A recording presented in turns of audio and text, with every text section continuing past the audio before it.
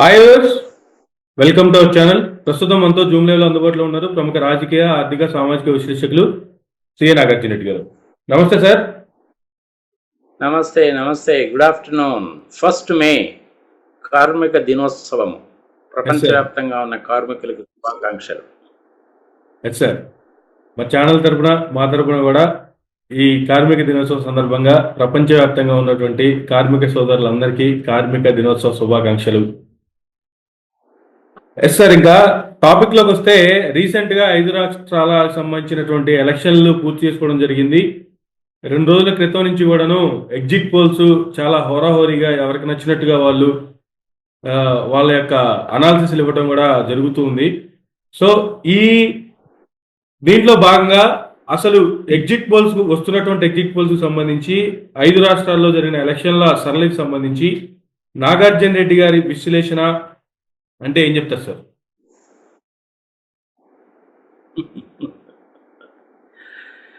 విశ్లేషణ అంటే 5 రాష్ట్రాల్లో జరిగాయి.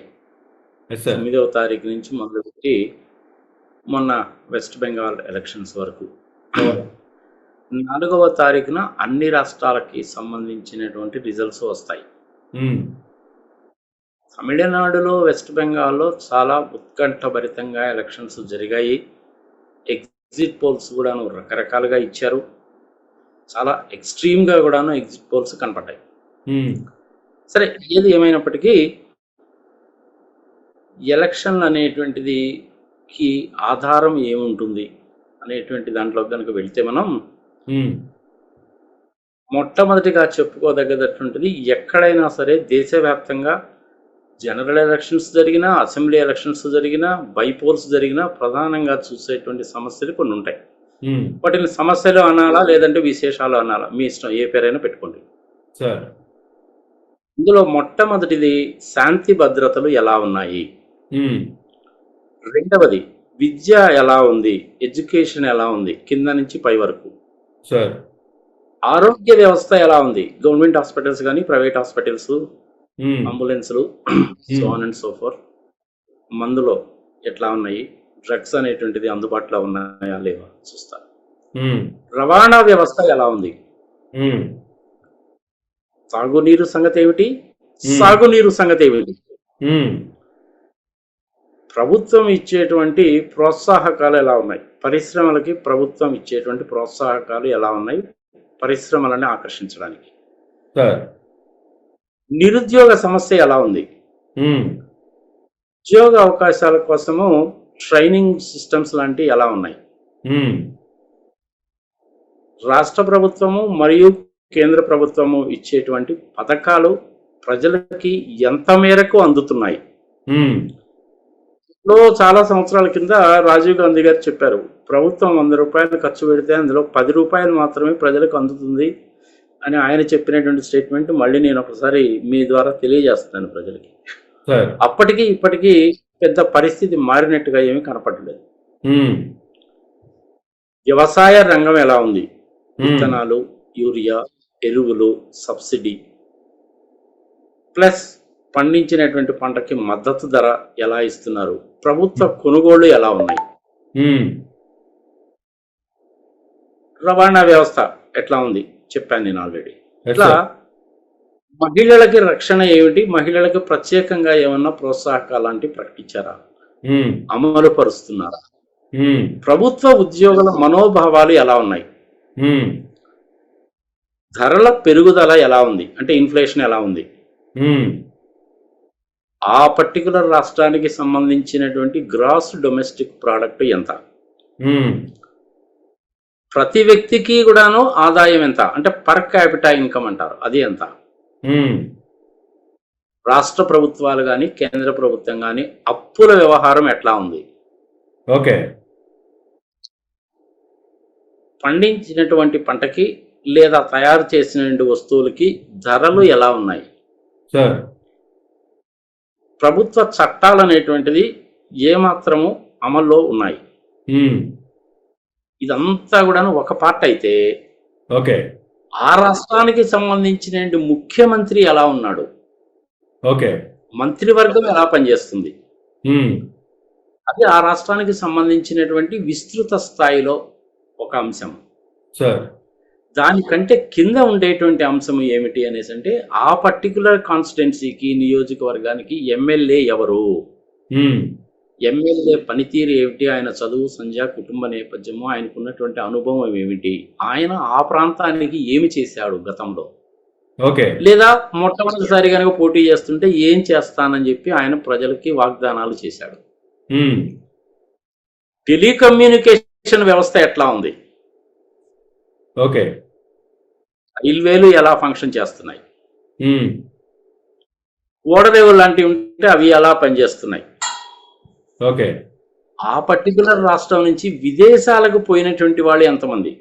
ఫర్ ఎగ్జాంపుల్ ఉదాహరణ కేరళ కన్నా తీసుకున్నాం అనుకో, కేరళ నుంచి ఇంచుమించుగా 25 లక్షల మంది నుంచి 30 లక్షల మంది దాకా ఈ అరేబియన్ కంట్రీస్లో గల్ఫ్ కంట్రీస్లోనే ఉంటారు. ఓకే. అదే ఆంధ్రప్రదేశ్ నుంచి తెలంగాణ నుంచి అయితే అమెరికాలో, ఆస్ట్రేలియాలో, యూకేలో, కెనడాలో ఎక్కువగా ఉంటారు. తమిళనాడు నుంచి కూడా అలాగే ఉంటారు. సార్. ఇట్లా ప్రతి రాష్ట్రానికి కూడాను కొన్ని ప్రత్యేకతలు అంటూ కూడా ఉంటాయి. నేను ఇప్పటివరకు చెప్పినవన్నీ కూడాను జనరల్ థింగ్స్ అనమాట. సాధారణంగా అందరూ కూడాను చూసేటువంటి వాటిని గురించి చెప్పాను. వీటితో పాటు ఆ రాష్ట్రంలో కుల సమీకరణలు ఎలా ఉన్నాయి, మత సమీకరణలు ఎలా ఉన్నాయి,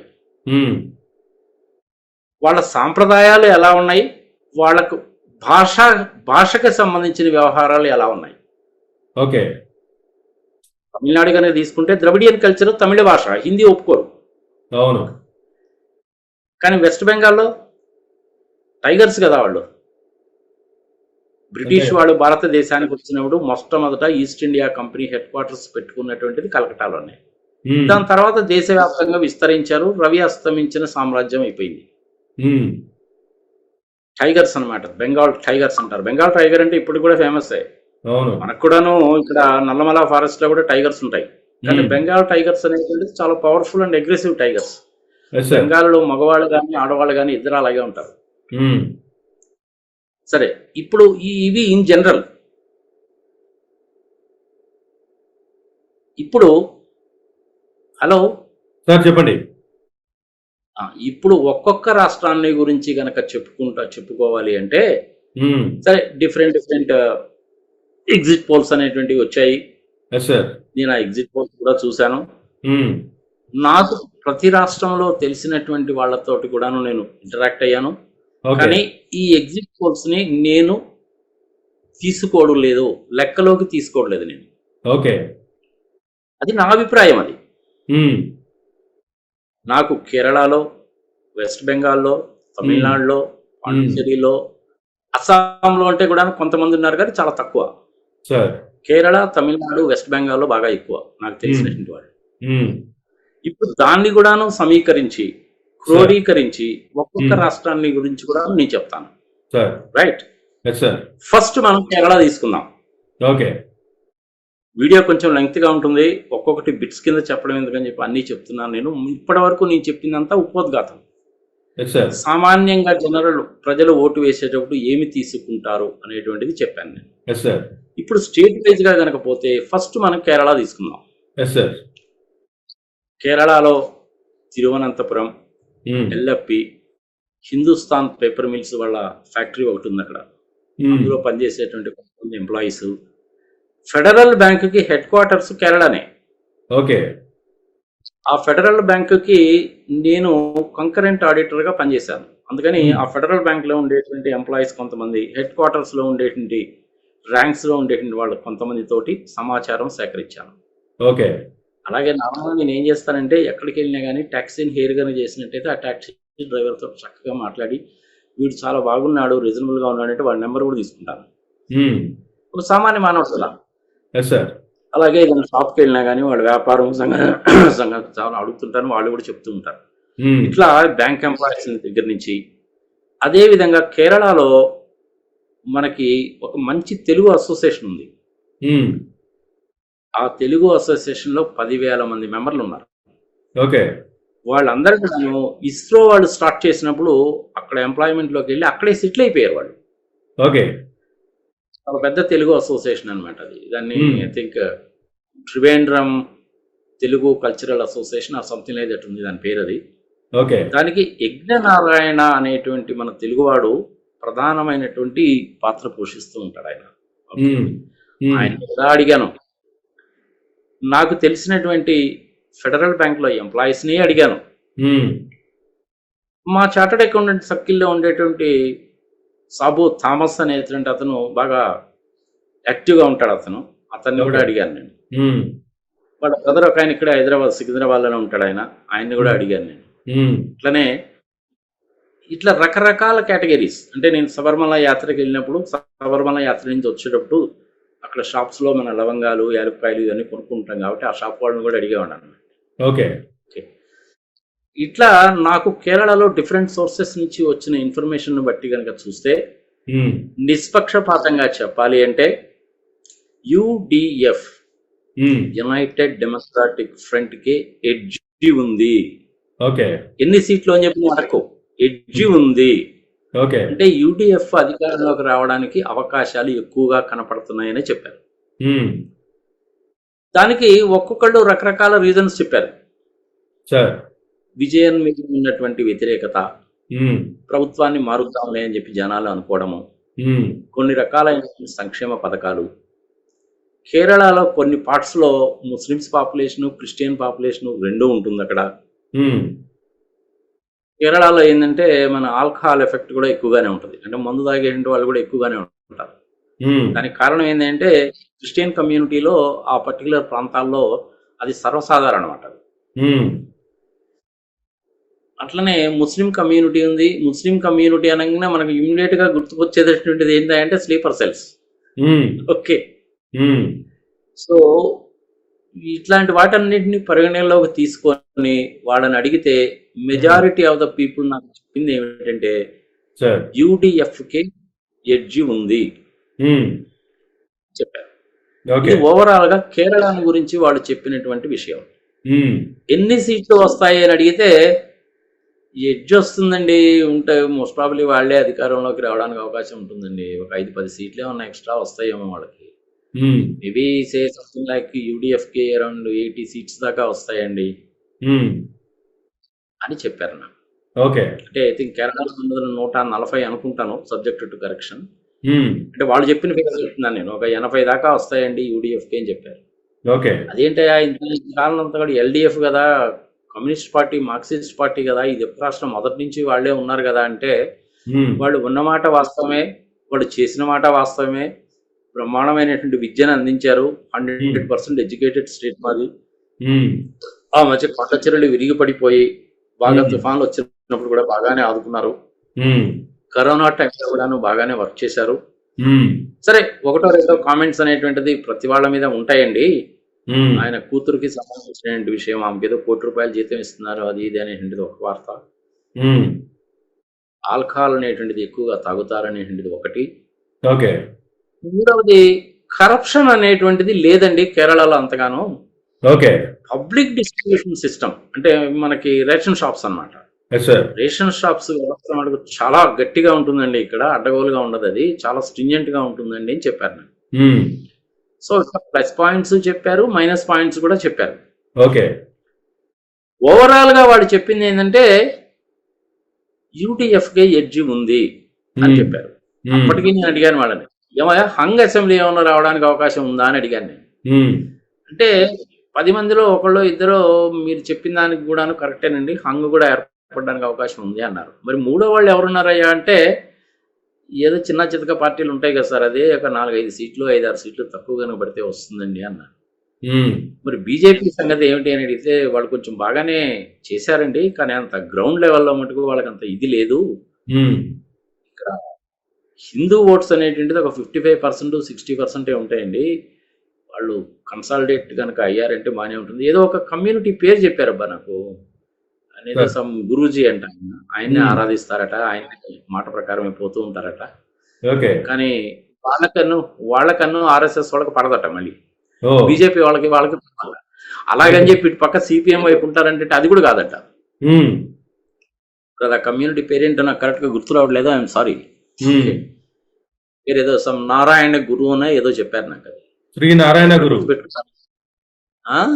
శ్రీ నారాయణ గురు. నారాయణ గురు ఆయన పేరుని కూడా చెప్పారు. ఉమ్, ఆయన కొంచెం కీలక పాత్ర పోషిస్తాడండి అని కూడా చెప్పారు. ఓకే. నేను ఎన్ని రకాలుగా అడిగినప్పటికి కూడాను, అంటే మీరు ఓటు ఎవరికి వేస్తారండి అని అడిగితే ఎవరో చెప్పరనుకో, నేను కనీసం ఒక 100 మందిని అడుగుంటాను. పోనీ మీరెవరు ప్రిఫరెన్స్ ఇస్తున్నారో, మీరు ఓటు ఎవరికి వేస్తున్నారో చెప్పండి అని అడిగాను నేను. ఉమ్, అది చెప్పడం బాగుండదులేండి, మీరు చెప్పంలేండి అన్నారు. ఎంతైనా కానీ కేరళైట్స్ కదా, తెలియగలరు కదా, అంత తొందరగా చెప్తారా? చెప్పరుగా. ఉమ్, ఓకే. ఉమ్, అయితే ఆ రకమైన ప్రశ్న మన వాళ్ళని కనుక అడిగితే మనల్ని ఏమీ అనుకోరు కానీ, బట్ లోపల మటుకు అనుకుంటారు గ్యారెంటీగా, ఏంది ఈయన ఇలా అడిగాడు ఏందిరా బాబు అని అనుకుంటారు. బట్ వాళ్ళందరూ నాకు చాలా క్లోజ్ కాబట్టి అడిగారు నేను. ఉమ్, అంత క్లోజ్ గా ఉండి అడిగినప్పటికి కూడాను ఉమ్, వాళ్ళు చెప్పినటువంటి మాట ఏమిటి అంటే, ఇంకా ఆ రోజు ఎట్టా ఉంటుందో చూద్దాంలేండి సార్, దాన్ని బట్టి చూద్దాము, ఉమ్, చెప్పడం ఎందుకులేండి సార్, బాగుండదులేండి అన్నారు. అంటే ఎవరికి ఉండేటువంటి ప్రిఫరెన్సెస్, ప్రైవసీ వాళ్ళకు ఉంటాయి కదా. Yes sir. వాళ్ళకి వాక్ స్వాతంత్రం ఉంది, చెప్పొచ్చు. ఉమ్, ఆర్టికల్ 21 కాన్స్టిట్యూషన్ ప్రకారం ప్రైవసీ కూడా మెయింటైన్ చేయాలి కాబట్టి అలా ప్రైవసీ మెయింటైన్ చేశారు, వాక్ స్వాతంత్రాన్ని ఉపయోగించుకున్నారు, రెండింటిని ఉపయోగించుకున్నారు. ఎంతైనా కేరళ వాళ్ళే కదా. ఉమ్, ఓకే. ఉమ్, అప్పటికీ కూడా నేను అయ్యర్స్, అయ్యంగార్స్ ఎవరి వైపు మొగ్గు చూపుతారు అని అడిగాను నేను. ఓకే. అంటే నేను అడిగిన వాళ్ళలో ఎవరు అయ్యర్స్, అయ్యంగార్స్ లేరు కాబట్టి వాళ్ళు దాని గురించి చెప్పలేదు. ఉమ్, కానీ వాళ్ళది శాతం అనేది చాలా తక్కువ అండి, ఎంత 1.5% ఉంటారండి, అంతకంటే ఎక్కువ ఉండరు అని చెప్పారు నాకు. ఉమ్, ఓకే. సో నేను యజ్ఞనారాయణ గారిని అడిగిన, ఫెడరల్ బ్యాంక్లో పనిచేసే వాళ్ళని అడిగిన, మెజారిటీ ఆఫ్ ద పీపుల్ నాకు చెప్పినటువంటి మటుకు యూడిఎఫ్ వాళ్ళకి ఎడ్జి ఎక్కువగా ఉంది. మళ్ళీ చెప్తున్నాను, నేను ఎడ్జి ఎక్కువగా ఉంది అని చెప్పాను కానీ ఎస్ సార్. ఎడ్జి ఉంది అని కొంతమంది అన్నారు, ఎడ్జి ఎక్కువగా ఉంది అని కొంతమంది అన్నారు. ఓకే. ఎన్ని సీట్లు వస్తాయి అనేటువంటిది మటుకు ఎవరు చెప్పలేకపోయారు. రఫ్ గా ఒక ఫిగర్ చెప్పారు, 80 దాకా వస్తాయండి ఉమ్, యూటీఎఫ్ వాళ్ళకి మాత్రమే చెప్పారు. Okay. But majority of the people మటుకు ఎల్డిఎఫ్ వస్తుంది అని మటుకు నాకు గట్టిగా ఎవరు చెప్పలేదు. ఉమ్, సో ఇది కేరళకి సంబంధించినటువంటి పరిస్థితి. Sir. Right. Yes sir. So ఇంతవరకు స్టాప్ చేయి, నెక్స్ట్ దీన్నే కంటిన్యూ చేద్దాం. Yes sir. నెక్స్ట్ థింగ్ మనం అస్సాంకి వెళ్దాం. ఓకే అస్సాంలో మనం పెద్దగా చెప్పుకోవాల్సిన పని అంటే ఏం లేదు సార్. ఆ విశ్వాస్ శర్మ ఎవరైతే ఉన్నారో ఆయన గట్టిగానే వర్క్ చేశాడు. ఆయన పట్టు నిలుపుకుంటున్నాడు. అక్కడ బీజేపీ వాళ్ళు గ్యారంటీగా అధికారంలోకి వస్తారు. It's very clear. అది అస్సాం సంగతి. ఓకే. పాపం అస్సాం వాళ్ళకు ఉండే ప్రాబ్లమ్స్ వాళ్ళకు ఉన్నాయి. ఆ అస్సాంలో నుంచి ఏంటంటే బంగ్లాదేశ్ నుంచి రోహింగ్యాలు వాళ్ళు వీళ్ళు చాలా మంది వస్తూ ఉంటారు, సార్. Etcetera etcetera. వాళ్ళకు ఉండే ప్రాబ్లమ్స్ వాళ్ళకు ఉన్నాయి. బ్రహ్మపుత్ర వరదలు వస్తూ ఉంటాయి. ఇన్ఫ్రాస్ట్రక్చర్ అనేటువంటి పెద్ద పెద్ద రోడ్లు వేయాలన్నా కష్టమే, డ్యామ్స్ కట్టాలన్నా కష్టమే, బ్రిడ్జెస్ కట్టి రైల్వేలను ఎక్స్టెండ్ చేయాలన్నా కష్టమే. అయినా కానీ జరుగుతూనే ఉన్నాయి. బ్రహ్మపుత్ర నది మీద ఒక పెద్ద బ్రిడ్జ్ కట్టారు ఇప్పుడు. మన వీళ్ళు మూవ్ కావడానికి, అంటే ఏది మన అరుణాచల్ ప్రదేశ్ దాకా మన మిలిటరీ వాళ్ళు చైనా బార్డర్ దగ్గరికి వెళ్ళడానికి అవసరమైనటువంటి పెద్ద పెద్ద బ్రిడ్జెస్ కూడా కట్టారు. ఓకే. ఎయిర్ ఫీల్డ్స్ కూడా పెడుతున్నారు అక్కడ. సరే, కొంతవరకు జరుగుతానే ఉంది. 7 సిస్టర్స్ లో 3 కోట్ల పాపులేషన్ ఉండేటువంటిది అస్సాం. అస్సాం అనేటువంటిది బీజేపీ వాళ్ళ ఖాతాలో పడిపోతుంది. ఓకే. దాని తర్వాత మనం చెప్పుకోదగ్గది పాండిచ్చేరి. పాండిచ్చేరి కూడాను బీజేపీ వాళ్ళ ఖాతాలోనే పడిపోతుంది. పాండిచ్చేరిలో నాకు తెలిసిన ఫ్రెండ్స్ చాలా మందిని అడిగాను నేను. వాళ్ళు కూడాను పెద్దగా చెప్పుకునేది ఏముంది లేండి సార్, అది గెలిచే వాళ్ళకే ఓటేస్తే మంచిది కదా, బీజేపీ వాళ్ళకి అనేసి చెప్పారు. ఓకే. ఏమయ్యా, మీరు బీజేపీని కనుక గెలిపించినట్లయితే మీకు ప్రత్యేక హోదా ఇస్తాను అని చెప్పి మన నిర్మలా సీతారామన్ గారు చెప్పారు కదా అని అడిగాను. ఏమిటి సార్ భలేవాళ్ళే, ఆంధ్రప్రదేశ్కి 5 సంవత్సరాల ప్రత్యేక హోదా అని మన్మోహన్ సింగ్ గారు పార్లమెంట్ లో చెప్తేనే దిక్కు ముక్కు లేదు సార్ దానికి ఇంతవరకు. సరే, ఇంకా ఆంధ్రప్రదేశ్ లో ఎంపీల సంగతి, ఎమ్మెల్యేల సంగతి మీకే బాగా తెలుస్తుంది, మాకేం తెలుస్తుంది, ఏ దిక్కు మొక్కు లేదు కదా సార్, చట్టంలో పెట్టలేదు కదా అని చెప్పి దాన్ని తీసి చెత్తపుట్లో వేశారు. ఈ కట్టానికి పుదుచ్చేరికి ప్రత్యేక హోదా అని ఆమె చెప్పడం ఏంది, మీరు మమ్మల్ని అడగడం ఏంది సార్, మీరు కూడా ఇలాంటి ప్రశ్నలన్నీ అడిగితే ఎలా సార్ అని చాలా సౌమ్యంగా చెప్పింది. ఓకే. బీజేపీయే గెలుస్తుంది. సో పాండిచ్చేరిలో కూడాను బీజేపీయే గెలుస్తుంది. సరే, ఇక పాండిచ్చేరి వైశాల్యం ఎంత, జనాభా ఎంత, ఓటర్లు ఎంతమంది, అందులో ఆడవాళ్ళు ఎంతమంది, మగవాళ్ళు ఎంతమంది, ఈ స్టాటిస్టిక్స్ అన్ని ఎవరు ఎత్తుకున్నా కానీ దొరుకుతాయి. ఎవరు అడిగినా కానీ అల్టిమేట్ గా అడిగేటువంటిది ఎవరు అధికారంలోకి వస్తారు అనేటువంటి ప్రశ్నే కదా. అంతే కదా. ఫ్యాక్టర్స్ అని నేను ఆల్రెడీ చెప్పాను. మొత్తం sir. ఒక 20 రకాల ఫ్యాక్టర్స్ చెప్పాను. జనరల్ ఫ్యాక్టర్స్ చెప్పాను, స్పెసిఫిక్ చాప్టర్ చెప్పాను, కులము, ఆ, మతము, ప్రాంతము, ఆ ప్రాంతానికి సంబంధించినటువంటిది, టవరింగ్ పర్సనాలిటీ ఎవరు, ఆ ప్రాంతంలో ఉండేటువంటి లోకల్ ఎమ్మెల్యే ఏమిటి, ఉమ్, ఇవన్నీ కూడా నేను ఆల్రెడీ ముందే చెప్పేశాను. Okay. yes, sir. Yes, so sir. Pondicherry వ్యవహారం కనుక వస్తే బీజేపీకి కైవసం అవుతుంది. ఉమ్, ఎవరు బానే ఉంది కదా. yes, sir. కేరళ, పాండిచ్చేరి, అస్సాం కూడా ఉమ్, అయిపోయినాయిగా. yes, sir. ఇక నెక్స్ట్ ప్రధానమైనటువంటిది తమిళనాడు. ఉమ్, తమిళనాడులో చాలా విచిత్రమైనటువంటి పరిస్థితి. ఉమ్, మనం సాధారణంగా చెప్పుకున్నటువంటి వ్యవహారాలే కాకుండా తమిళనాడు వాళ్ళకి ద్రవిడియన్ అనేటువంటి ఫీలింగ్ బాగా ఎక్కువ. ఉమ్, ద్రవిడియన్ ఫీలింగ్ ఎక్కువ. ఉమ్, హిందీ అంటే అస్సలు ఇష్టం ఉండదు. ఉమ్, ఉమెన్, యూత్ ఇద్దరు కూడా, అంటే స్త్రీలు, యువకులు yes, sir. 25 సంవత్సరాల నుంచి లేదంటే 19-18 సంవత్సరాల నుంచి 39 సంవత్సరాల వరకు వయసు ఉండేటువంటి యువత ఉమ్, ఈసారి డామినెంట్ రోల్ ప్లే చేస్తున్నారు అనేటువంటిది నేను చాలా మందిని తమిళనాడులో అడిగితే చెప్పిన మాట. Okay.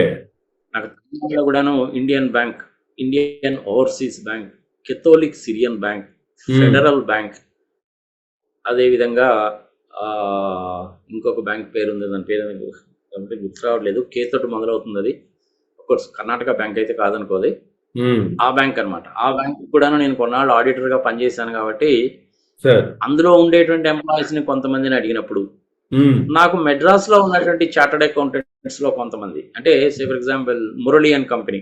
Um, Murali is an excellent personality, is around 75+ years old. Okay. నాకు మంచి మిత్రుడు. ఉమ్, చెట్టినాడు సిమెంట్ లాంటి కంపెనీలకి, మెడ్రాస్ యూనివర్సిటీకి ఆయన ఆడిటరు, ఉమ్, ఇంకా చాలా కంపెనీలు ఉన్నాయని. ఉమ్, ఇప్పుడు ఆయన కొడుకున్నాడు అభిషేక్ అని, అతను Sir. కూడా పిహెచ్డి, ఓకే. 3-4 క్వాలిఫికేషన్ ఉన్నాయి, పిహెచ్డి కూడా ఉంది, చాలా చక్కటి వ్యక్తి. ఉమ్, మా ఇన్స్టిట్యూట్ కార్యక్రమాల్లో ఢిల్లీలో కానీ చెన్నైలో కానీ బాగా యాక్టివ్గా ఉంటాడు. Is an excellent personality, bold. Okay. తండ్రి కొడుకులు ఇద్దరు కూడా ఎక్సలెంట్ పర్సనాలిటీస్. ఉమ్, ఓకే. ఆయన్ని అడిగాను నేను. ఉమ్, ఆయన్ని అడిగితే చెప్పడం కష్టమేనండి నాగార్జున రెడ్డి గారు, హంగ్ ఏర్పడుతుందేమో అని అనుకుంటున్నాను అన్నాడు ఆయన. ఓకే. Just a minute. హంగు ఏర్పడుతుందేమోనని అనుకుంటున్నానండి నేను అన్నాడు ఆయన. అది ఆయన ఒపీనియన్. ఉమ్, సరే ఈయన ఈ విధంగా అన్నాడని అనేసి నాకు తిరుచిరాపల్లిలో, శ్రీరంగము, మధురై, కంచి, అలాగే శివకాశి. శివకాశి అంటే చాలా ఫేమస్ కదా, ఉమ్, ప్రింటింగ్కి, దీపావళి మందులకి, అగ్గిపెట్టెలకి చాలా ఫేమస్ అది. అవును. తర్వాత కోయంబత్తూరుకి దగ్గరగా ఉండేటువంటి ఇంకొక టౌన్ ఉంటుంది. ఈ మన ఈ టీషర్ట్స్ ఇవన్నీ తయారు చేస్తుంటారు, పోలో టీషర్ట్స్ ఇవన్నీ కూడా అక్కడే తయారవుతాయి. అక్కడ కూడా నేను ఎస్ఐపి ప్రజెంటేషన్ కోసం వెళ్ళాను. సో వాళ్ళు ఇంకా ఇప్పటికి కూడా కాంటాక్ట్లో ఉన్నారు కాబట్టి వాళ్ళని కూడా అడిగాను నేను. అంటే ఒక రకంగా చెప్పాలంటే చెన్నై దగ్గర నుంచి రామేశ్వరం వరకు industrial belt, non industrial belt. అదేవిధంగా కర్ణాటక కను తమిళనాడుకి కావేరీ నదీ జలాల పంపిణీలో కొంచెం వివాదం ఉంది, అదొక ఏరియా. చెన్నై చుట్టుపక్కల ఒక ఏరియా. కోయంబత్తూరు చుట్టుపక్కల ఒక ఏరియా. అదేందనక టీషర్ట్స్ అవి తయారు చేస్తారన్న తిరుపూర్ అంటారు దాన్ని. ఓకే, అలాంటి area. Karaikudi Indian chemical institute ఒకటి ఉంటుంది, సెంట్రల్ ఎలక్ట్రో కెమికల్ ఇన్స్టిట్యూట్ అని కరైకుడి. కరైకుడిలో వాళ్ళకి ఇట్లా రకరకాల మనుషుల్ని అడిగితే తమిళనాడు గురించి వాళ్ళు, అంటే నేను కాంటాక్ట్ చేసినటువంటి వాళ్ళు, అంటే కొంతమంది ఉన్నారు టాక్సీ డ్రైవర్స్ దగ్గర నుంచి మొదలుపెట్టి హోటల్స్లో బాయ్స్గా పనిచేసినటువంటి వాళ్ళు, హోటల్స్లో మేనేజర్స్గా పనిచేసినటువంటి వాళ్ళు, అలాగే ఇండస్ట్రీస్లో పనిచేసేటువంటి వాళ్ళు. మా రిలేషన్స్ కూడా కొంతమంది they have gone to around and settle there itself, కొంతమంది ఉన్నారు. సో వాళ్ళందరిని అడిగితే వాళ్ళు ఎప్పటి నుంచో తమిళనాడులో సెటిల్ అయిపోయారు, ఓట్లు వేస్తుంటారు. మన తెలుగు వాళ్ళు కూడా ఐ థింక్ ఒక 4-5 మినిస్టర్స్ కూడా ఉన్నారు డిఎంకేలో. ఓకే, కానీ వాళ్ళు ఆంధ్ర వాళ్ళు అని చెప్పి ఎప్పుడు చెప్పుకోరు, ఇప్పుడు వెరీ రేర్గా చెప్తా ఉంటారు అంతే. ఓకే, సో ద్రవిడియన్ కల్చర్ అనేటువంటిది వాళ్ళకి బాగా ఎక్కువ. ఎవరైతే ద్రవిడియన్ కల్చర్, తమిళ భాషని, తమిళ సాంప్రదాయాల్ని గౌరవిస్తారో వాటికి కుర్చీ వేస్తారో వాళ్ళకే ఎక్కువగా ఓట్లేస్తారు తమిళనాడులో. ఉమ్, సో అక్కడ ప్రధానంగా ఉన్నటువంటిది మూడే: ఉమ్, డిఎంకే, స్టాలిన్ సన్, ఉమ్, ఏఐడిఎంకే. ఏఐడిఎంకేతో పాటు బీజేపీ వాళ్ళు కలిసి ఉన్నారు, డిఎంకేతో పాటు కాంగ్రెస్ వాళ్ళు కలిసి ఉన్నారు. వీళ్ళిద్దరి మధ్యలో వచ్చినటువంటిది టీవీకే, కొత్తగా వచ్చాడు ఇతను. Yes sir. అతని వైపు మహిళలు, గృహిణులు, యాజ్ వెల్ యాజ్ యువత, ఎంప్లాయిడ్ కావచ్చు, అన్ఎంప్లాయిడ్ కావచ్చు, వాళ్ళు బాగా అట్రాక్ట్ అయ్యారు అని చెప్పి తెర మీదకి తీసుకొచ్చారు. ఇది ఎంతవరకు కరెక్ట్ అని అడిగాను నేను వాళ్ళని. ఎంతవరకు కరెక్ట్ అని అడిగితే, అంత సీన్ ఏమి లేదండి, యూత్ అయితే మటుకు ఆయన సినిమా యాక్టర్ 25 సంవత్సరాలు ఉండి కోట్ల ఆదాయాన్ని వదిలిపెట్టుకొని పాలిటిక్స్ లోకి వచ్చాడు, అతనికి ఒకసారి ఛాన్స్ ఇవ్వాల్సిందేను. ఏంటి పొద్దుస్తమానం డిఎంకేను, లేకపోతే ఏఐడిఎంకే లేకపోతే డిఎంకే, ఇంతకు మించి ఇంకేమీ లేదా, మూడవ ఆల్టర్నేటివ్ లేదా, ఇతని ఓటు ఎందుకు వేయకూడదు, కానీ ఇతని ఓటు వేయాల్సిందే అని చాలా మంది యువత ఇంటర్వ్యూస్ లో కూడా చెప్పారు. కానీ నేను అడిగినటువంటి వాళ్ళని కనుక అడిగితే, అంటే ఇది 40 సంవత్సరాలు దాటి 60 సంవత్సరాలు 65 సంవత్సరాలు ఉన్నటువంటి వాళ్ళని అడిగితే, వాళ్ళు యువకులు కదండి, వాళ్ళు ఏ యువకులండి, ఉడుకు రక్తం ఉంటుంది, వాళ్ళు అలాగే మాట్లాడుతూ ఉంటారు, వ్యవహారం ఏందో వాళ్ళకి ఏం తెలుస్తుందండి, తెలియదు కదా, అందులో మొట్టమొదటిసారిగా ఓటు వేసే వాళ్ళకి అసలు తెలియదు, ఇంట్లో వాళ్ళు ఏం చెప్తే అది వింటారు వాళ్ళు, లేదంటే వాళ్ళు ఇండిపెండెంట్ గా వేసేస్తారు, ఫ్రెండ్స్ అందరూ మాడుకొని వేసుకుంటారండి ఓట్లు. అది అతని ప్రభావం అనేటువంటిది ఉన్నమాట వాస్తవమే, అతని ప్రభావం అయితే ఉంది. అతను ఇటు డిఎంకే ఓట్లు, అటు ఏఐడిఎంకే ఓట్లు, ఇద్దరు ఓట్లు చీలుస్తాడు. ఈ ఇద్దరు ఓట్లు ఎంత శాతం చీలుస్తాడు, ఏమిటి సంగతి సమాచారం అనేది సర్వేలో వాళ్ళు అది కూడా చెప్పారు. కానీ నేను వేటిల్ని కూడాను లెక్కలోకి తీసుకోవట్లేదు. నేను కనీసం తమిళనాడులో ఒక 200 మందిని అడుగుంటాను నేను, ఏది ఎలక్షన్ డేట్ అంటే 9th ఏప్రిల్ కంటే ముందు నుంచి అడుగుతూనే ఉన్నాను నేను. 9th పోలింగ్ అయిపోయిన తర్వాత వచ్చిన తర్వాత కూడా అడిగాను, మరి ఓట్లు కూడా చాలా డిలీట్ చేశారు కదా సంగతి సమాచారం అనేసి అంటే, వాళ్ళు బీజేపీ వాళ్ళు దేశవ్యాప్తంగా ఎక్కడైతే వాళ్ళకు ఓట్లు వేయడం లేదు, ఏ ఏరియాలో ఓట్లు వేయడం లేదు అని చెప్పి అనుకున్నారో ఆ ఏరియాలో ఓట్లన్నీ కూడా తీసేశారండి. దానికేమో స్పెషల్ ఇన్సెంటివ్ రివిజన్ అని చెప్పి ఏదో పేరు పెట్టారండి, గొప్ప పేరు అది. మీకు మేము చెప్పగలిగినంత వాళ్ళ సార్, రెగ్యులర్గా మీరు చూస్తూ ఉంటారు కదా, వీడియోలన్నీ చేస్తూ ఉంటారు, బీజేపీ వాళ్ళ వ్యవహారం ఎలా ఉంటుందన్నది. ఆ ఎలక్షన్ కమిషనర్ ఆయన ఏది అడిగినా కానీ సమాధానం చెప్పడండి. ఆయన ఓట్లు కూడా అడ్డగోలుగా చాలా తీసేశారండి. 10-15 వేల మెజారిటీతో గెలిచినటువంటి వాళ్ళు ఎవరైతే ఉన్నారో ఆ కాన్స్టిట్యున్సీస్ ని ఏరి కోరి ఎంచుకొని కూడా ఓట్లు ఎక్కువ తీసేశారండి. 20,000, 25,000 కూడా ఓట్లు తీసేశారండి తమిళనాడులో అన్నారు. అదేంటయ్యా, అది బెంగాల్లో కదా జరిగింది, తమిళనాడులో కూడా అంటే మీకు తెలియకపోవచ్చండి, బెంగాల్లో 1 కోటి ఓట్లు తీసేస్తే మా దగ్గర కూడా ఇంచుమించుగా 60-70 లక్షల ఓట్లు తీసేశారండి ఇక్కడ కూడాను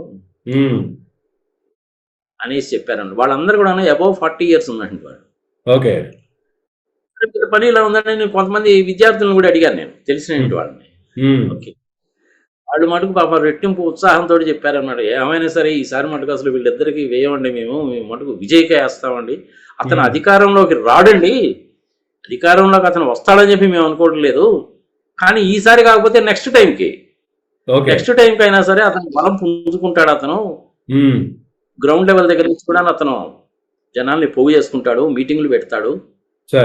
ఒకవేళ డిఎంకే వాళ్ళు అధికారంలోకి వచ్చినా, ఏఐడిఎంకే వాళ్ళు అధికారంలోకి వచ్చినా కానీ ఇతను ఇండిపెండెంట్ గానే ఉంటాడండి, ఎవరితోటి కలవకపోవచ్చు, అది మా నమ్మకం అండి అని చెప్పారు.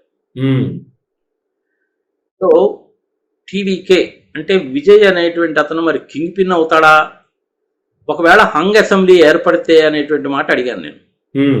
హంగ్ మీరు చెప్పినట్టు హంగ్ అసెంబ్లీ కూడా ఏర్పడడానికి అవకాశం ఉంటుందండి. హంగ్ అసెంబ్లీ కనుక ఏర్పడినట్టుగా బీజేపీ వాళ్ళు టీవీ కానీ వదిలిపెడతారా, ఇటు స్టాలిన్ వదిలిపెట్టాడు, అటు వాళ్ళు వదిలిపెట్టరండి, కానీ అతను ఎవరి వైపు పోడనే మేము అనుకుంటున్నామండి, ఆ నమ్మకంతో మేము ఓటేస్తామండి, ఆయనకి ఓటు వేసాం కూడానండి అని చెప్పారు నాకు. అతను ఎవరి పక్షాన కూడా పోడు, అలాగే ఉంటాడు. మరి అలాగే ఉన్నాడంటే ఏఐడిఎంకే అన్నా ఉండాలి, డిఎంకే అన్నా ఉండాలి కదా, అంతే కదా. అక్కడ హంగ్ అసెంబ్లీ అనే ప్లేసే లేదుగా అక్కడ. సో అలాంటప్పుడు సరేనయ్యా, మీరు ఇంత చేటు గట్టిగా చెప్తున్నారు కదా, మరి మీరు ఎవరు గెలుస్తారు, ఎవరు అధికారాన్ని ఫామ్ చేస్తారంటే, డిఎంకే వాళ్ళకైతే అంత సీన్ లేదు సార్, అది బీజేపీ వాళ్ళకన్నా మా తమిళియన్స్కి పడదండి, ఆ బీజేపీ వాళ్ళు ఏదో ఉమెన్ బిల్ అనేటువంటిది తీసుకొచ్చారు. నానా ఉమ్, గందరగోళం చేశారు సార్ దాన్ని ఉమ్, తీసుకురావాల్సిన టైమే కాదు. అయినప్పటికీ కూడా వాళ్ళు తీసుకొచ్చారు. ఉమ్, పార్లమెంట్ లో ఓడిపోతారని తెలిసి కూడా చేశారండి. కావాలని పర్పస్ఫుల్ గా ఇంటెన్షనల్ గా చేశారండి. ఉమ్, అందుకని అసలు బీజేపీ వాళ్ళని సపోర్ట్ చేసే క్వశ్చనే లేదండి. ఓకే. పైగా అమిత్ షా గారు ఏందండి, మీ అందరూ హిందీ నేర్చుకోవాల్సిందే, హిందీ దేశ భాష అంటాడు. ఉమ్, ఇలాంటి పనికి మాలిన డైలాగులు అన్ని చాలా చెప్తూ ఉంటారండి. అందుకని ఏఐడిఎంకే వాళ్ళు బీజేపీతో పొత్తు పెట్టుకున్నారు కాబట్టి మేము ఓటు వేయము, అయిపోయింది. ఓకే. ఒకవైపు ఏమో టీవీకేకి సపోర్ట్ చేస్తామంటారు, ఆయన ఉమ్, ఏమో అధికారంలో రాలని చెప్తున్నారు. ఉమ్, ఇంకొక వైపు ఏమో ఏఐడిఎంకే బీజేపీతో కలిసింది కాబట్టి ఓటు వేయమండి అంటున్నారు. ఇంక ఇవి తీసేస్తే ఇంక మిగిలింది డిఎంకేనేగా. అంతే కదా. అంతే కదా, మరి ఎలిమినేషన్ ప్రాసెస్ లో డిఎంకేనేగా మిగులుతుంది. Yes sir. సో అందుకని అల్టిమేట్ గా ఎన్ని రకాలుగా నువ్వు ఆలోచించినప్పటికీ కూడాను డిఎంకే అధికారంలోకి రావడానికి అవకాశం ఉంది, ఓకే. గుర్తుపెట్టుకోవాలి. ఉమ్, కేరళ విషయం వచ్చేటప్పుడు నేను ఎడ్జి ఉంది అని చెప్పాను. Yes sir. తమిళనాడుకు వచ్చేసరికి ఇవన్నీ విశ్లేషించిన తర్వాత డిఎంకేనే మళ్ళీ ప్రభుత్వం ఫామ్ చేస్తుంది. ఓకే. ఇది తమిళనాడుకి సంబంధించింది. సరే, ఇంక మళ్ళీ కులాలు మతాలు సంప్రదాయం అన్నిటికంటే ఇంపార్టెంట్ థింగ్ ఏంటంటే ద్రవిడియన్ కల్చర్ అనేటువంటి దానికి ఐడెంటిటీని వాళ్ళు ఎప్పుడు మెయింటైన్ చేస్తారు. Yes sir. ప్లస్ హిందీని ఒప్పుకోరు. ఉమ్, మహిళలు యూత్ బాగా అగ్రెసివ్ గా ఉన్నారు. ఉమ్, పోలింగ్ శాతం కూడా బాగానే జరిగింది. వెస్ట్ బెంగాల్ అలాగే ఇక్కడ కూడా ఓట్లు తీసేశారు. ఉమ్, ఆంధ్రప్రదేశ్లో అయితే రాత్రి 11:45 నుంచి నెక్స్ట్ డే మార్నింగ్ 2 గంటల లోపల 17 లక్షల ఓట్లు వేసేశారు. దట్ ఈస్ అబ్సల్యూట్లీ ఇంపాసిబుల్, అది అందరికీ తెలిసిందే. ఉమ్, అంతకుముందు 8 గంటల నుంచి 11:45 వరకు ఆ 4 గంటల్లో 34 లక్షల ఓట్లు వేసేశారు. అవును. ఎట్లా కుదురుతుంది? అది అబ్సల్యూట్లీ ఇంపాసిబుల్. ఉమ్, అది కూడా అడిగాను నేను. మీ ఆంధ్రప్రదేశ్ లో ఏం జరిగిందో చూసాం కదా సార్, అది మా తమిళనాడులో కూడా అదే చేస్తారేమో నాకు భయంగా ఉంది సార్. అసలు ఓటు వేస్తే మటుకు ఉపయోగం ఏముంది అనే కంక్లూజన్ లో ఉన్నాం సార్ కొంతమంది యువత మహిళలు కూడా చెప్పారు నాకు. ఈవెన్ బ్యాంక్స్ లో పనిచేసే వాళ్ళు కూడా చెప్పారు. ఓకే. మనము డిఎంకేకో ఏడిఎంకేకో విజయ్కో ఓటేస్తామండి, కానీ అది నిజంగా వాళ్ళకి వెళ్ళిందని నమ్మకం ఏముంటుందండి మనకి. అల్టిమేట్ గా ప్రోగ్రామ్లే మార్చేస్తారు, మిషన్లే మార్చేస్తారు కదండి, ఈవీఎం మిషన్లే మార్చేస్తారు కదా. మీ ఆంధ్రప్రదేశ్ బెస్ట్ ఎగ్జాంపుల్ కదా సార్ అని నాకు లెక్కలు చెప్పడం మొదలు పెట్టారు వాళ్ళు. ఓకే. అదేందా ఇంక మరి ప్రతి రాష్ట్రంలో కూడా ఇలాగే జరిగితే ఎట్లా అనేసి అంటే జరిగింది కదా సార్, చూసాం కదా సార్ మనము. మీ ఆంధ్రప్రదేశ్లో జరిగింది, మహారాష్ట్రలో జరిగింది, హర్యానాలో జరిగింది, ఒరిస్సాలో జరిగింది, వెస్ట్ బెంగాల్లో కూడా కోట్లు తీసేశారు. తెలిసిందే కదా మనకి ఇది. ఓటు వేయడం అనేటువంటిది రాజ్యాంగం మనకి ఇచ్చినటువంటి హక్కు, కానీ మేము దాన్ని బాధ్యతగా స్వీకరిస్తున్నాము. ఓటేయడం అనేది మా బాధ్యత అనుకొని ఓటేస్తున్నాం సార్. ఇట్లా ఈవీఎం ని మ్యానిపులేట్ చేసి గెలిచే పని అయితే ఓటు మటుకు ఎందుకు వేయాలి? అందుకని మేము ఎవరికి ఓటు వేయకుండా నోటాకి వేస్తే బెటర్ సార్. అది ఓటు వేయాలి కాబట్టి వేస్తాము, కానీ నోటాకి వేస్తాము అని చెప్పినటువంటి వాళ్ళు కూడా ఉన్నారు నాకు. ఓకే. సో అల్టిమేట్ గా ఏతా వాతా గనక ఇవన్నీ పరిశీలించిన తర్వాత చూస్తే సార్ తమిళనాడులో డిఎంకే వాళ్ళు గెలవడానికి అవకాశాలు ఎక్కువగా ఉన్నాయి అని చెప్పక తప్పదు. అయిపోయింది కదా నీకు. కేరళ అయిపోయింది, అస్సాం అయిపోయింది, పాండిచేరి అయిపోయింది, యాజ్ వెల్ యాజ్ తమిళనాడు కూడా అయిపోయింది. ఇప్పుడు ఫైనల్ గా బెంగాల్ టైగర్స్ గురించి చెప్పుకోవాలి. 1 కోటి మంది దాకా ఓటర్స్ ని తీసేశారు. 27 లక్షల మంది మాకు ఓటేసే అధికారం ఇవ్వండి అని చెప్పి అప్లేట్కి వెళ్ళారు. అందులో ఒక 600 మందినో 700 మందినో మాత్రమే అలౌ చేశారు. మిగిలిన వాళ్ళందరికీ ఓటు వేసే హక్కు లేదు, పోండి మీకు అని చెప్పేశారు. విచిత్రం ఏంటంటే నోబెల్ ప్రైజ్ విన్నర్ అయినటువంటి ఆయన కూడా క్యూలో నిలబడాల్సి వచ్చింది ఓటు దానికోసం అని. Nobel prize winner Amartya Sen ఆయన కూడా క్యూలో నిలబడాల్సి వచ్చింది. సుభాష్ చంద్ర బోస్ గారి మనవడు,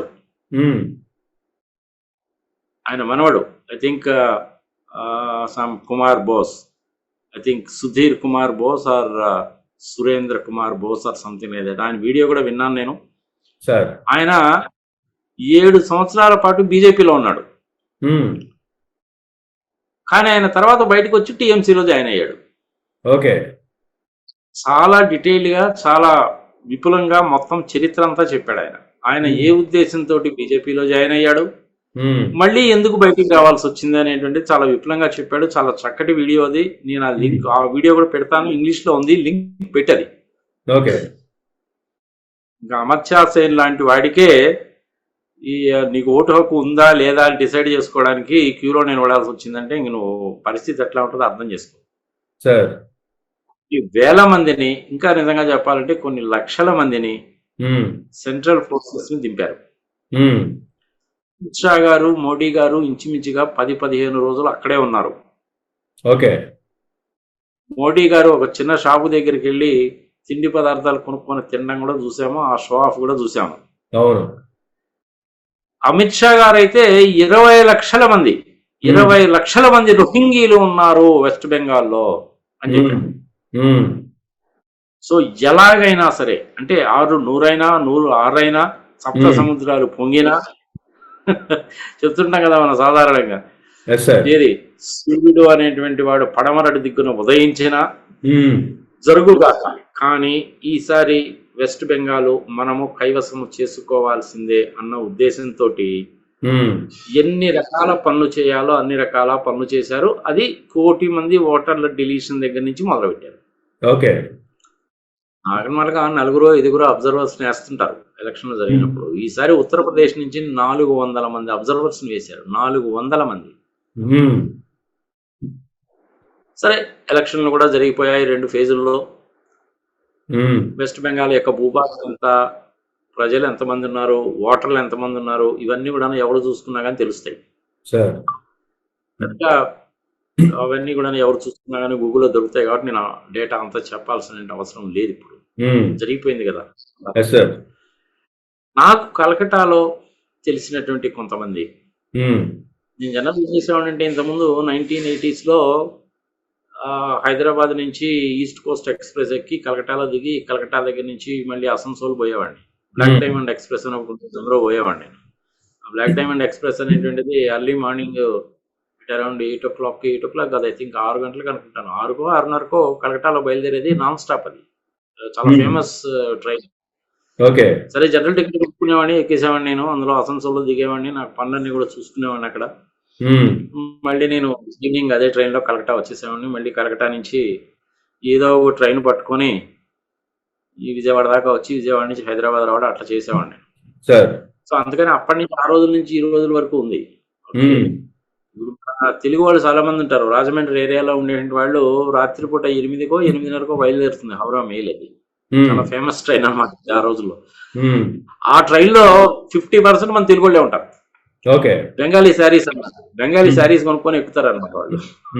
బెంగాలీ శారీస్ బాగా ఫేమస్ కదా. Okay.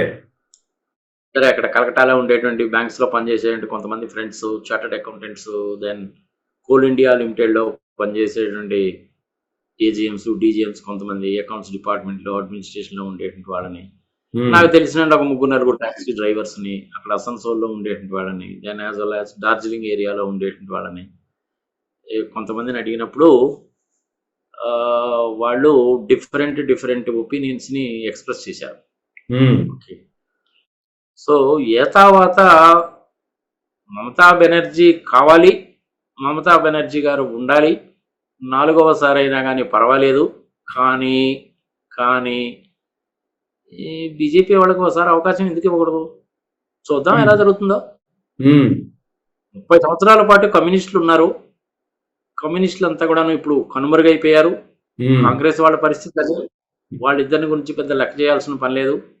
BJP versus Mamata Banerjee లాగానే ఉంది ఇక్కడ. కానీ మమతా బెనర్జీకి లేడీస్ లో ఎక్కువ మంది ఓట్లు వేస్తారు, మహిళలు ఆమె పక్కనే ఉన్నారు, సంక్షేమ పథకాలు బాగానే అమలు జరిపింది. అక్కడక్కడ 1-2 వ్యవహారాలు జరిగాయి, అంటే లేడీ డాక్టర్ ఒక ఆమెను చంపేయడం ఇట్లాంటివి 1-2 జరిగాయి. 1-2 కోణాలు కూడా జరిగాయి. ఆమెకి డబ్బు సంపాదించుకోవాలి, కోటీశ్వరాల్ని కావాలనేటువంటి ఆశ లేదు. చాలా సింపుల్ గానే ఉంటుంది. రాష్ట్రం కోసం, రాష్ట్రం యొక్క సంస్కృతిని కాపాడడానికి, బెంగాల్ భాషను కాపాడడానికి ఎట్సెట్రా బాగా చేస్తుందామే.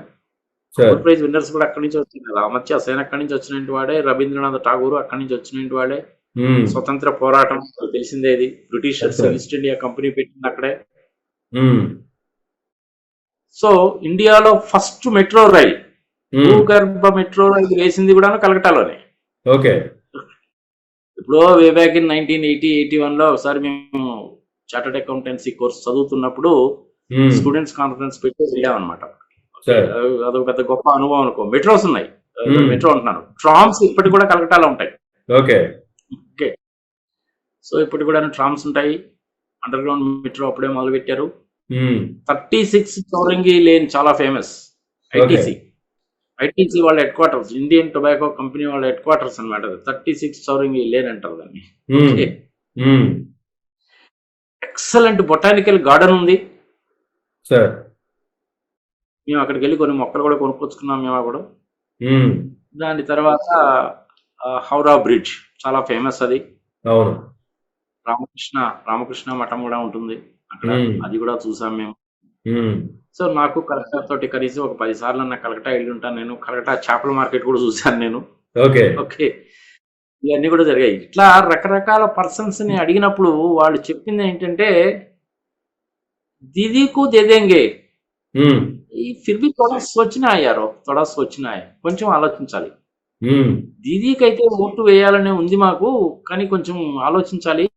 3 సార్లు అయిపోయింది కదా, 4వసారి కొత్త వాళ్ళు ఎందుకు రాకూడదు అని కూడా ఉంది. ఉమ్, కానీ స్ట్రాంగ్ పార్టీ అంటూ ఏదీ లేదు. కాంగ్రెస్, సిపిఎం రెండు కనుమరుగైపోయాయి. Yes sir. ఇక మిగిలిందల్లా మనకి దీదీజీ మిగిలింది, దాదాజీ మిగిలాడు.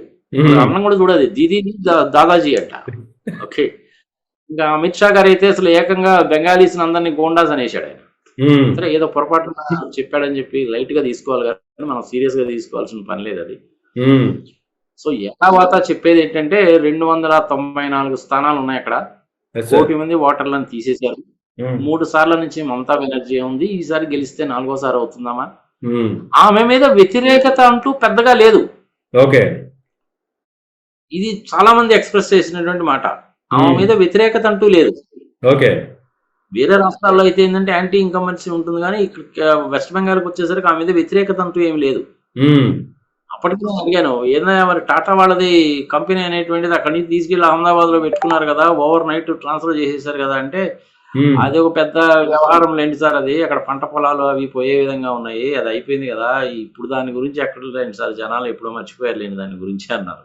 ఉమ్, ఉమ్, ఓవరాల్ గా కలకటా ఏదో డెవలప్డ్ సిటీ కాదు అనేసి అంటారండి. కలకటా చాలా డెవలప్డ్ సిటీ, ఉమ్, శుభ్రంగానే ఉంటుంది. ఢిల్లీలో ఉన్న పొల్యూషన్ మాకు కలకటాలో ఉందా అండి? ఢిల్లీలో పొల్యూషన్ ఎట్టుందో మీరు చూసే ఉంటారు కదా. ఉమ్, అంత దరిద్రమైన పొల్యూషన్ మాకు కలకటాలో లేదండి, అందులో 10% కూడా లేదు. ఓకే. మాకు విద్య బాగానే ఉంది, 24 hours పవర్ సప్లై ఉంది, గంగా డెల్టా అనేటువంటిది, వ్యవసాయం కూడా బాగానే ఉంటుంది, డార్జిలింగ్ లాంటి చక్కటి ప్రదేశాలు కూడా ఉన్నాయి, మాకు టూరిస్ట్ ప్లేసెస్ కూడా ఉన్నాయి. ఇవన్నీ ఎందుకు సార్, మాకు పెద్దమ్మ ఉంది కదా, మాకు దుర్గామాత మా వెనక ఉంది సార్, మాకు ఇంకా అంతకంటే ఏం కావాలి? ఎవడు ఎన్ని చేసినా కానీ కుదిరేటువంటి పని కాదు, ఆ అమ్మవారు చూసుకుంటుందని చెప్పినటువంటి వాళ్ళు కూడా ఉన్నారు కొంతమంది. వాళ్ళు ఎవరు అనుకుంటారు? చాలా సామాన్య మానవులు వాళ్ళు. ఓకే. చాలా సామాన్య మానవులు అనమాట. అంటే వాళ్ళు హౌరాలోనూ అక్కడ ఈ సామాన్లు మోసేటువంటి కూలి వాళ్ళు. నాకు జనరల్గా ఏమవుతుందంటే, ఇంకా నేను సిటీ బస్ ఎక్కుతానా, రిక్షా ఎక్కుతానా, ట్యాక్సీ ఎక్కుతానా అనేది డిపెండ్స్ అపాన్ ద సిచ్యువేషన్ బట్టి ఉంటుంది అనమాట. కానీ పర్లేదు, వీడు ఏదో బాగానే మాట్లాడుతున్నాడు అంటే వాడి నెంబర్ తీసుకునేవాడిని. ఇలాంటి సందర్భంలో వాడికి ఫోన్ చేస్తే, నమస్తే రెడ్డి సాబ్, బహుత్ దిన్ కే బాత్ కరే, అది ఇది అని మొదలు పెడతారు వాళ్ళు. ఏరా బాబు, ఏంటి సంగతి సమాచారం, ఈసారి ఎవరు వస్తారు అనేసి అంటే, అది దీదీకు దేదేంగే సాబ్, దీదీకు దేదేంగే అన్నటువంటి వాళ్ళే నాకు ఎక్కువ మంది కనపడ్డారు. ఓకే.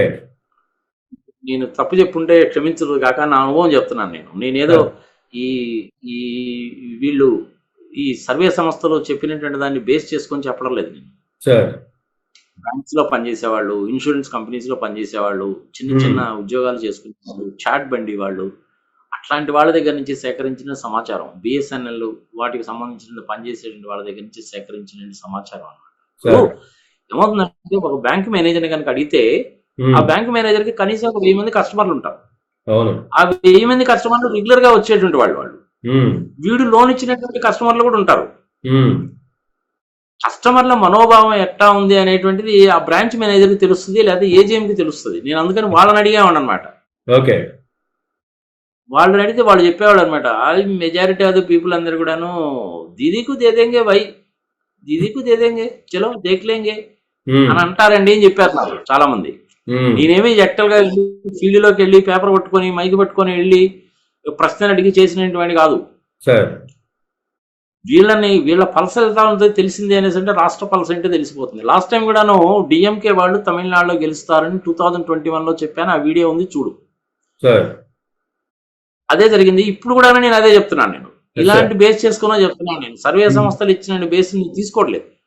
ఎగ్జాంపుల్ ఎస్ఏఎస్ ఆత్మసాక్షి ఉన్నాడు మూర్తి గారు నాకు మంచి మిత్రుడు, ఎప్పటి నుంచో నాకు మంచి మిత్రుడు. ఆయన ఉత్తరప్రదేశ్ లో ఎలక్షన్స్ కి సంబంధించి ఆయన చెప్పింది జరగలేదు. అఖిలేష్ యాదవ్ గెలుస్తాడని చెప్పాడు, జరగలేదు కదా. అనే time once in while 100% correct కావాలని లేదు. మన లగడపాటి రాజగోపాల్ని తీసుకోండి, ఆయన పేరే ఆక్టోపస్ కదా, చాలా ఫేమస్ కదా ఆయన. తెలంగాణ ఎలక్షన్స్ గురించి చెప్పినప్పుడు ఏం చెప్పాడు ఆయన? టీడీపీ పార్టీ గెలుస్తుందని చెప్పాడు, గెలవలేదుగా. ఆయనకి తెలుసు, ఆయన ఆ మాట చెప్పినప్పుడు టీడీపీ పార్టీ అనేటువంటిది తెలంగాణలో గెలవదన్న సంగతి 100% తెలుసు ఆయనకి. కానీ ఆయన చేత అలా చెప్పించారు. అది ఎక్కడ? తిరుపతిలో చెప్పించారు ఆయన చేత ఆ మాట. సెల్ఫ్ కిల్లింగ్ ఇంకా తర్వాత కనుమరుగైపోయిన పరిస్థితి కదా. ఒక్కసారి ఆయన ఆ మాట చెప్పాడు, అంతే, అయిపోయాడు ఆయన. ఇంక దాంతో ఏంటంటే ఇంకా లగడపాటి రాజగోపాల్ని తీసి చెత్తబుట్టలో వేసేసారు, అంతే. అట్లా వేరే వాళ్ళు చాలా మంది కూడా చెప్పారు. మూర్తి గారు కూడా నాకు మంచి ఫ్రెండే ఆయన కూడాను దీదీఏ గెలుస్తుంది అనే చెప్పాడు. అయితే ఆయన ఇచ్చిన రేంజ్ ఏంటంటే 190 సీట్స్ దాకా మమతా బెనర్జీకి వస్తాయి అని చెప్పాడు ఆయన. యాక్చువల్ గా లాస్ట్ టైం 215 వచ్చాయి, ఈసారి 190 మాక్సిమం వరకు వస్తాయని చెప్పాడు ఆయన. నేను కూడా ఏమనుకుంటున్నాను అంటే, నేను సేకరించిన సమాచారాన్ని బట్టి ఆయన దాన్ని నేనేం బేస్ తీసుకోలేదు. మమతా బెనర్జీ గారికి గెలవడానికి అవకాశాలు ఎక్కువగా ఉన్నాయి అనేటువంటిది నా అభిప్రాయం. రేపు 4వ తారీఖు ఎన్నికో తెలిపోతుంది అది.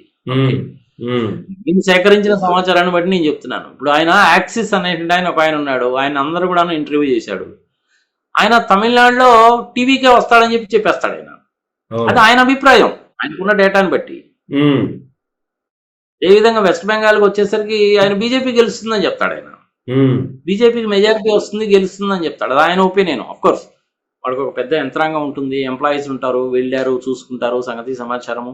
కానీ వెస్ట్ బెంగాల్లో పరిస్థితి ఎలా ఉంది అనేసి అంటే, నువ్వు మైక్ తీసుకెళ్లి ముందు పెట్టి, పేపర్ తీసుకెళ్లి ముందు పెట్టి ఎస్ఆర్ నో చెప్పేటువంటి వాటికి కూడాను చెప్పడానికి విముఖత చూపించాలి జనాలు. చెప్పలేదు వాడు. 10 మందిని అడిగితే వీళ్ళు 8 మంది 9 మంది కూడాను వాళ్ళకి ఎవరికి ఓటేస్తారో, ఎవరి అభిప్రాయం ఎలా ఉందని చెప్పలేదు వాళ్ళు. సింపుల్ క్వశ్చన్ కూడా. మమతా బెనర్జీ గారు లా అండ్ ఆర్డర్ ని ఎలా కంట్రోల్ చేశారని అడిగితే కూడా సమాధానం చెప్పాల. విద్య ఎలా ఉంది చెప్పలేదు, ఆరోగ్యం ఎలా ఉంది చెప్పలేదు. దీనికి కూడా అంటే 10 మందిని అడిగితే 8 మంది కూడా వాళ్ళ అభిప్రాయం చెప్పడం లేదు అనేసి అంటే, మీరు డేటా ఎట్లా కలెక్ట్ చేస్తారు వాళ్ళ దగ్గర నుంచి? మీరు డేటా కలెక్ట్ చేయలేరు కదా. నేనేంటంటే ఈ బ్యాంక్స్ లో, ఇన్సూరెన్స్ కంపెనీస్ లో అక్కడ పనిచేసేటువంటి వాళ్ళని, కంపెనీస్ లో పనిచేసేటువంటి వాళ్ళని, కోల్ ఇండియాలో పనిచేసేటువంటి వాళ్ళని, అసన్సోల్ బొగ్గుగనుల్లో పనిచేసేటువంటి వాళ్ళని, ఇలాంటి వాళ్ళని కింద స్థాయి దగ్గర నుంచి పై స్థాయి వరకు ఉండేటువంటి వాళ్ళని అడిగితే ఒక్కొక్కరు ఒక్కొక్క రకంగా చెప్పారు. But majority of the people చెప్పింది మటుకు ఈసారి దీదీ గెలవడానికి అవకాశం ఉంటుందండి, బట్ లాస్ట్ టైం వచ్చినంత మార్జిన్ అయితే మటుకు రాదండి. ఎప్పుడైతే వీళ్ళు మహిళా బిల్లుని ప్రవేశపెట్టారో దాని ఇంపాక్ట్ అనేటువంటిది వెస్ట్ బెంగాల్లో ఉంటది అని చెప్పి అనుకున్నారు. కానీ వెస్ట్ బెంగాల్లో దాని ఇంపాక్ట్ లేదండి. చాలా తెలివిగల వాళ్ళండి. ఇక్కడ పార్లమెంట్ లో వీగిపోద్దని తెలిసి కూడా పెట్టడం అంటే జనాలను పిచ్చోళ్ళని చేయడం తప్ప ఏమీ లేదని చాలా మంది చెప్పారు నాకు. అదే విధంగా ఇంత చేటు బలగాలను దింపడం ఏందండి, అంత అవసరం ఏందండి, మేము ఎప్పుడు చూడలేదు ఇంతవరకు ఎలక్షన్స్ లో అన్నారు. ఇంకొక మాట వాళ్ళు చెప్పింది ఏమిటి అనేసి అంటే, ఈ ఎలాగైనా సరే గెలవాలి అనే ఉద్దేశంతో ఉన్నట్టున్నారండి, అందుకని ప్రజలు ఎవరు ముందుకు వచ్చి చెప్పడం లేదు. కానీ సైలెంట్ ఓటింగ్ మటుకు చాలా జరుగుతుందండి ఇక్కడ. 20 లక్షల మంది రోహింగ్యాలు ఏంటండి నాకు అర్థం కదా. అసలు వాళ్ళ జనాభా ఎంతో కూడా ఇంతవరకు ప్రపంచంలో ఎవడికి తెలియదు. 20 లక్షల మంది రోహింగ్యాలు బెంగాల్లోకి వచ్చేసారు అని చెప్తాడు ఆయన, అమిత్ షా గారు. ఇది మరీ దారుణం కదా ఇది. మమతా బెనర్జీ గారికి లాస్ట్ టైం 2024లో మమతా బెనర్జీ గారు 11 మంది ఆడవాళ్ళని ఎంపీల కింద పంపించారు. ఆల్రెడీ 4 రాజ్యసభలో ఉన్నారు. ఈ 30% 33% రిజర్వేషన్ అనేది ఆమె ఎప్పుడో ఇంప్లిమెంట్ చేశారండి. ఉమ్, దాని గురించి ఇంకా ప్రత్యేకంగా చెప్పుకోవాల్సిన పనే ఉందండి మనకి. మహువా మైత్రి ఎలా మాట్లాడుతుందో మనం చూసాం కదా మనము. కళ్యాణ్ బెనర్జీ పార్లమెంట్లో ఎలా రఫ్ ఆడిచ్చేస్తాడో చూసాం కదా మనం. ఇంక వాళ్ళు చెప్పిన మాట ఏంటంటే, మీ ఆంధ్రప్రదేశ్కు సంబంధించిన నారా చంద్రబాబు నాయుడు 525 కోట్ల రూపాయలు వాషింగ్ మిషన్ లో వేసి తిప్పితే క్లీన్ అయిపోతాడు, బీజేపీలో జాయిన్ అయ్యి కాగానే ఆయన క్లీన్ అయిపోయాడని కళ్యాణ్ బెనర్జీ గారు కూడా చెప్పారు కదండి. అంటే బెంగాల్లో ఉండేటువంటి వ్యక్తి ఆంధ్రప్రదేశ్కి సంబంధించిన విషయం గురించి చెప్తున్నాడు అంటే మీరు ఒకసారి ఆలోచించండి, బెంగాలీస్ ఎంత దూరం పోతారో. చాలా తెలివిగల జాతి అండి ఇది. వాళ్ళకి దేశభక్తి అనేటువంటి చాలా ఎక్కువ అండి. వాళ్ళు రియల్ పేట్రియాట్స్ అండి వాళ్ళు బెంగాలీస్ అంటే. అంటే వీళ్ళందరూ కూడా కొంతమంది మన తెలుగు వాళ్ళు కూడా ఉన్నారు, కానీ అక్కడికి వెళ్ళి సెటిల్ అయ్యారు. ఓకే, ఈ బెంగాలీస్ అనేటువంటి వాళ్ళు చాలా రియల్ పేట్రియాట్స్ అండి. వాళ్ళు ఆటోమేటిక్ గా తీసుకోవడానికి వీల్లేదండి వాళ్ళని. అందులో లేడీస్ అనేటువంటి వాళ్ళు, ఆడవాళ్ళలో చాలా చైతన్యం ఉంటుందండి. ఇక్కడ వాళ్ళు ఎవరికి చెప్పరండి, కట్టుకున్న మొగుడికి కూడా ఎవరికి ఓటేస్తున్నామో చెప్పరండి వాళ్ళు. వాళ్ళకి ఏమి జరిగింది అనేది మాత్రమే చూసుకుంటారండి వాళ్ళు.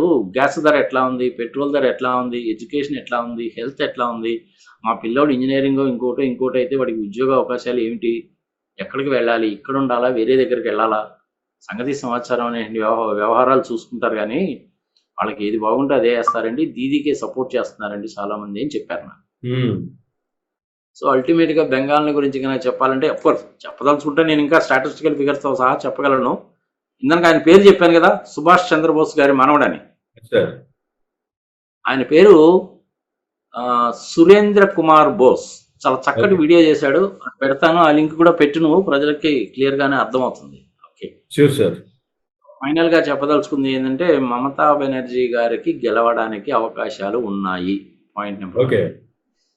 నెక్స్ట్ వచ్చేటువంటిది ఏంటి, మరి ఎన్ని సీట్లు వస్తాయని చెప్పి అనుకుంటున్నారు మీరు? ఇదే కదా నెక్స్ట్ వచ్చే క్వశ్చన్. లాస్ట్ టైం అయితే 215 వచ్చినాయండి, ఈసారి ఒక 25-30 సీట్లు తగ్గుతాయండి అన్నారు.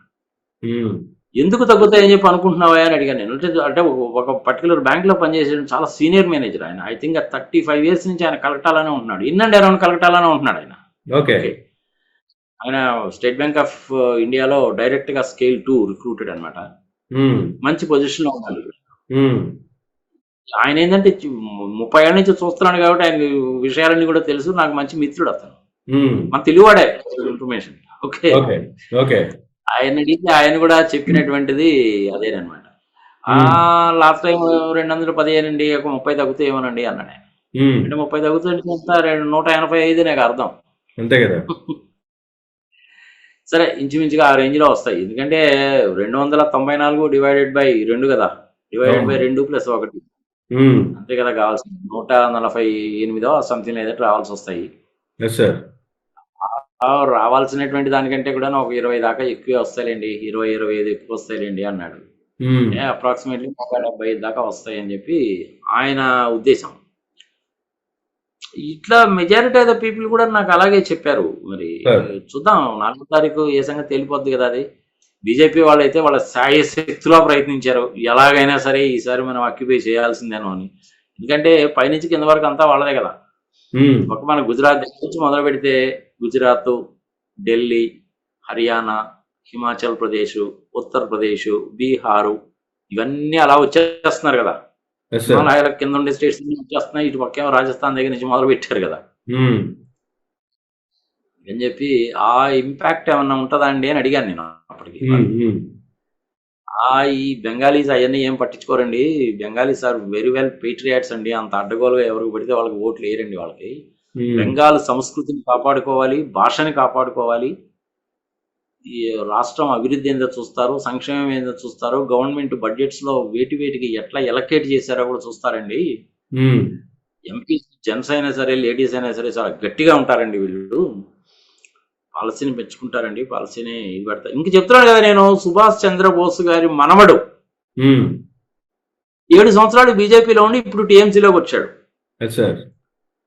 నుంచి అటు ఇటు అట్టించుడు పోయినాడు. సుభేంద్ర ఆయన ఉన్నాడు కదా, ఇంతకుముందు మమతా బెనర్జీ మీద పోటీ చేశాడు కదా, ఆయన కూడా ఇంతకుముందు టీఎంసీలోనే ఉండేవాడు, తర్వాత బీజేపీలోకి వెళ్ళాడు.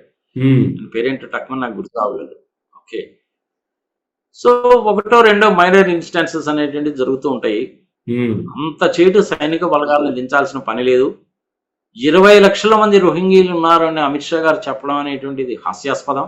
ఉమ్, అసలు వాళ్ళ పాపులేషన్ ఎంతో తెలియదు, వాళ్ళు 20 లక్షల మంది ఎట్టా వచ్చారో తెలియదు. వాళ్ళు ఏంటంటే అక్కడి నుంచి మయన్మార్ దగ్గర నుంచి బయలుదేరి చిన్నగా కింద మీద పడి ఉమ్, అస్సాంలోకి వచ్చి, అస్సాంలో నుంచి వెస్ట్ బెంగాల్లోకి వచ్చి, వెస్ట్ బెంగాల్లో నుంచి ఒరిస్సాలోకి, ఆంధ్రప్రదేశ్లో కూడా వచ్చారు. మన హైదరాబాద్ సిటీలో కూడా పాత సిటీలో ఉంటారని అంటారు, మనకు తెలియదు అది.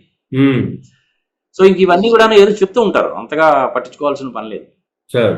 సో ఫైనల్ గా తర్వాత 5 రాష్ట్రాల గురించి చెప్పాలంటే అస్సాం ఉమ్, బీజేపీ ఉమ్, కైవసం, ఉమ్, పాండిచేరి బీజేపీ కైవసం, ఉమ్, తమిళనాడు డిఎంకే వాళ్ళ కైవసం.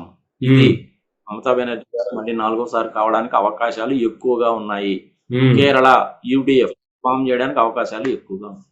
ఉమ్, ఇది ఓవరాల్ గా థింగ్. నేను నాకు తెలిసిన మేరకు, నాకు తెలిసినంత వరకు, నేను మాట్లాడిన దాన్ని బట్టి, నేను సేకరించుకున్న సమాచారాన్ని బట్టి చెప్తున్నాను. నేను ఏ ఏ సంస్థలు ఇచ్చిన దాని గురించి చెప్పలేదు. వాళ్ళు ఏంటంటే ఏజ్ ఫ్యాక్టర్ తీసుకున్నారు, ఏజ్ వైజ్ గా తీసుకున్నారు, జెండర్ వైజ్ గా తీసుకున్నారు, ఎన్ని సీట్లు వస్తాయనే కాకుండా పర్సంటేజ్ ఆఫ్ ఓట్లు ఎంత వస్తాయని కూడా చెప్పారు, రకరకాలుగా చెప్పారు. Yes sir. కానీ వెస్ట్ బెంగాల్లో నేను చాలా మందిని అడిగితే, 10 మందిని అడిగితే 8 మంది కూడా క్లియర్ గా చెప్పడం లేదు. ఇది నేను చెప్తున్న మాట కాదు, చాలా సీనియర్ మేనేజర్, చాలా సీనియర్ పొజిషన్ లో ఉన్నట్టు ఆయనే చెప్పాడు. మీరు ఓకే. మైక్ తీసుకెళ్లి ముందుకెళ్ళినా కానీ చెప్పరు సార్, మిమ్మల్ని పిచ్చోడు చూసినట్టు చూస్తారు సార్ వాళ్ళు అన్నాడు ఆయన. ఉమ్, ఆ, అది వెస్ట్ బెంగాల్లో పరిస్థితి. తమిళనాడులో కూడా ఇంచుమించుగా అదే పరిస్థితి కనపడుతుందని చెప్పి నాకు కూడా అక్కడ చాలా మంది చెప్పారు. ఓకే. సో ఇదబ్బా 5 రాష్ట్రాలకి సంబంధించినటువంటి ఫలితాలు 4వ తారీఖు చూద్దాం. Yes sir. నేను వేరే వాళ్ళ ఇంటర్వ్యూస్ చూశాను కొన్ని. ఇది అంటే ఇండియా టుడే వాళ్ళు చేసినటువంటిది, వైర్ వాళ్ళు చేసినటువంటిది, మింట్ వాళ్ళు చేసినటువంటిది, ఉమ్, అలాగే వేరే వాళ్ళు చేసినటువంటిది, ఏది నీరు వ్యాసు చేసినటువంటిది, బల్కి శర్మ చేసినటువంటిది, దెన్ మన ఎస్ఏఎస్ మూర్తి గారు చేసినటువంటిది, ఇవన్నీ కూడా చూశాను నేను. బట్ ఒక్కొక్కళ్ళు చాలా వైడ్ వేరియేషన్ ఇచ్చారబ్బా. సే ఫర్ ఎగ్జాంపుల్ ఇప్పుడు యాక్సిస్ వాళ్ళు ఉన్నారనుకో, తమిళనాడులో టీవీకే విజయ్ గెలుస్తాడు, ఆయనే ముఖ్యమంత్రి అని చెప్పాడు. ఉమ్, ఎవరు మిగిలిన వాళ్ళు ఎవరు ఆ మాట చెప్పలేదు. అవును. వెస్ట్ బెంగాల్ విషయానికి వచ్చేసరికి బీజేపీ వాళ్ళకి 190 దాకా వస్తాయని చెప్పి ఆయన చెప్పాడు. బట్ వేరే వాళ్ళు ఎవరు చెప్పలేదు. అవును. ఇవన్నీ కూడా ఎవరి అభిప్రాయం వాళ్ళది, మనం ఎవరిని అభిప్రాయం కాదనడానికి వీల్లేదు కదా. ఉమ్, భారత రాజ్యాంగము ఆర్టికల్ 19 ప్రకారం వాక్ స్వాతంత్రం ఉంది. వాళ్ళు వాక్ స్వాతంత్రం ఏదో వెలుగుచ్చుతారని చెప్పి అనుకుంటాము. కానీ 10 మందిని అడిగితే 8 మంది వాళ్ళు ఎవరికి ఓటేస్తామో, ఎవరిని బలపరుస్తామో అని చెప్పడం లేదు. Yes sir. ఇంకా అట్లాంటప్పుడు నువ్వు ఎట్లా చెప్పగలవు? నువ్వు చెప్పలేవు కదా. ఉమ్, ఆ సర్వేస్ అన్ని కరెక్ట్ కాదు అని నేను చెప్పను, 100% కరెక్ట్ అని నేను చెప్పను. ఉమ్, వాళ్ళ దగ్గర ఉన్న ఇన్ఫర్మేషన్ బట్టి చేశారు వాళ్ళు, అంతే. వాళ్ళు ఏజ్ తీసుకున్నారు, జెండర్ ఫ్యాక్టర్ తీసుకున్నారు, అభివృద్ధి తీసుకున్నారు, సంక్షేమం తీసుకున్నారు, పర్సంటేజ్ ఆఫ్ ఓట్స్ తీసుకున్నారు, నెంబర్ ఆఫ్ ఓట్స్ తీసుకున్నారు, ఎట్సెట్రా ఎట్సెట్రా అన్ని తీసుకున్నారు. Yes sir. ఇంచుమించుగా నేను కూడాను అన్ని తీసుకున్నట్టే లెక్క. అయితే ఏంటంటే ఆ ఫిగర్స్ ఇవ్వడం లేదు నేను, అంతే.